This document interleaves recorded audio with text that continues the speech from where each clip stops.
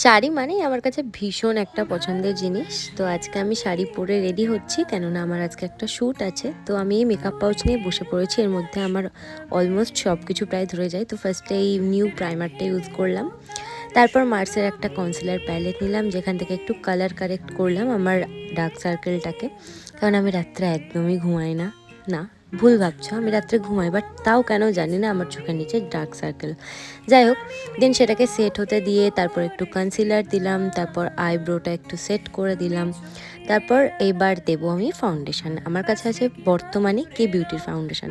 তো সেটাই আমি এরকম ডট ডট করে না ফুল ফেসে আমি দিয়ে দিই। আর আমার কাছে আজকে মেকআপ ব্লেন্ডারও ছিল না, তো দেখো আমার মেকআপটা ভালোভাবে বসছিল না। যাই হোক, তারপর আমি একটু হালকা করে আই শ্যাডো দিলাম, তারপর একটু ব্লাশ লাগালাম। দেন আমি আইল্যাশ কার্ল করলাম, যেটা আমি আয়না ছাড়া একদমই পাই না, কারণ আমি না হলে কানা হয়ে যাব।